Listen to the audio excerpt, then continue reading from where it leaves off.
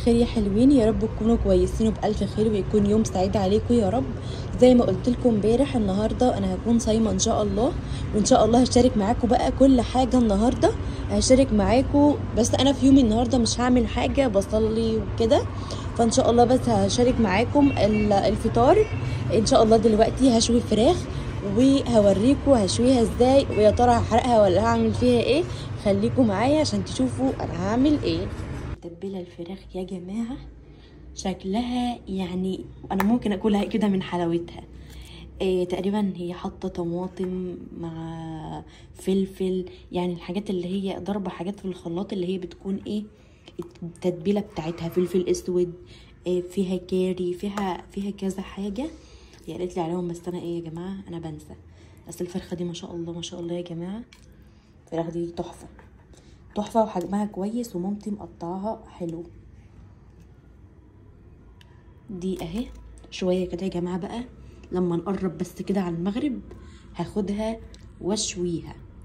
شوفوا الفراخ يا جمالها، الريحه اصلا يا جماعه لوحدها تحفه.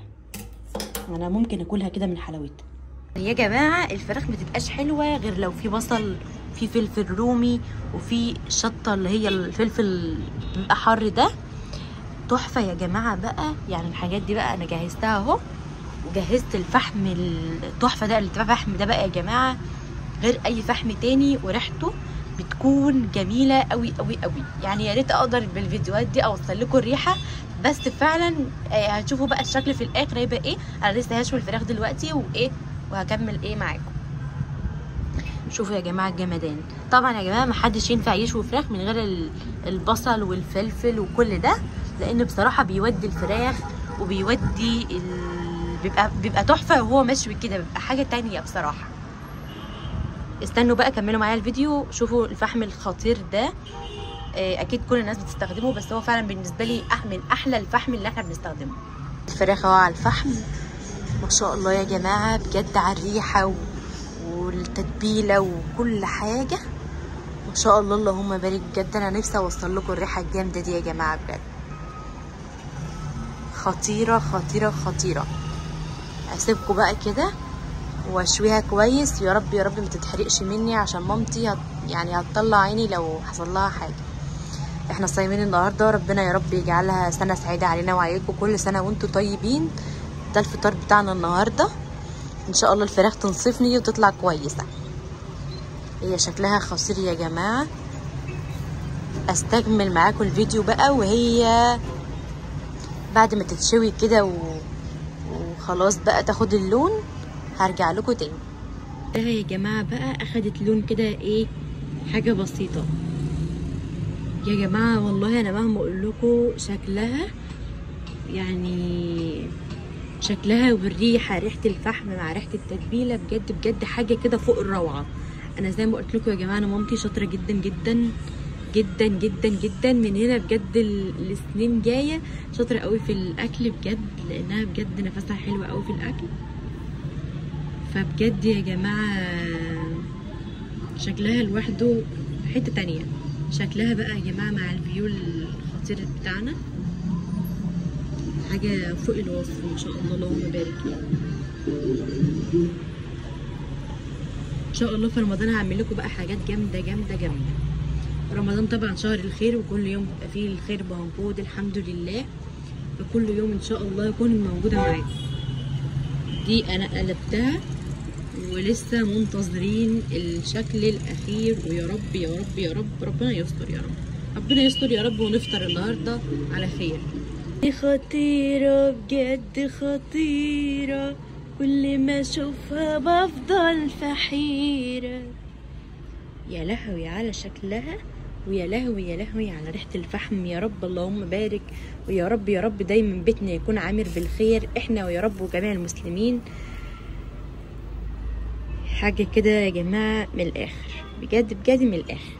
طبعا كلكم هتسالوني هتاكلي ايه يا دنيا مع الفراخ المشويه، هتاكلي ايه يا دنيا مع الفراخ المشويه. يا جماعه مامتي عامله رز بسمتي بقى ايه من الاخر. انا يا جماعه ما اعرفش طريقته، بس انا زي ما قلت لكم بشارككم يومياتي.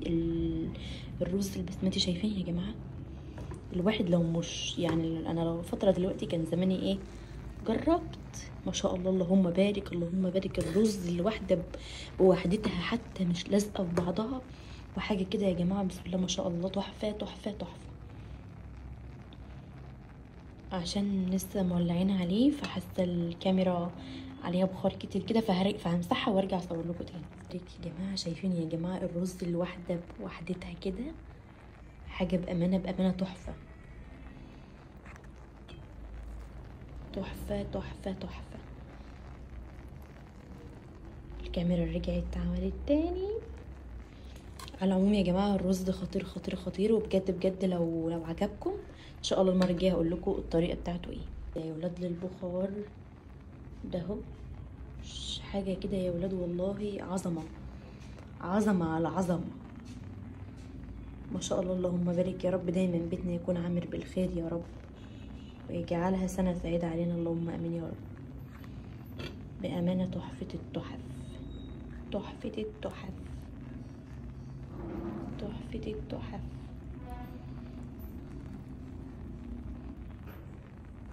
ما شاء الله اللهم بارك والله يا ولاد.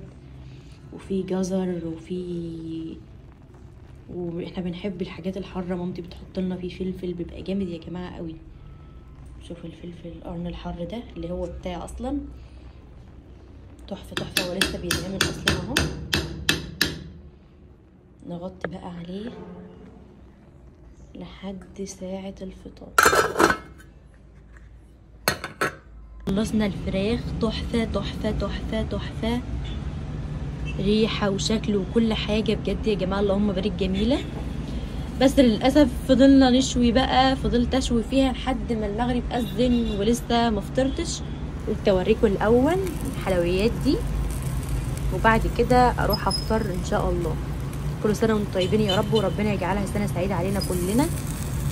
حرفيا جميله يا جماعه، بس اخدت سويه شويه لان الفراخ دي ما شاء الله ما شاء الله كبيره. الفرخه دي ما شاء الله حجمها كويس قوي، فهي لسه بتتشوي اهو.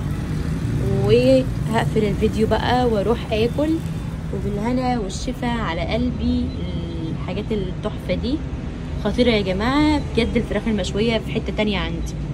ان شاء الله اشوفكم فيديو جاي على خير، مش عارفه هيكون ميك اب ولا اصور لكم ايه، ان شاء الله هنشوف على حسب الظروف.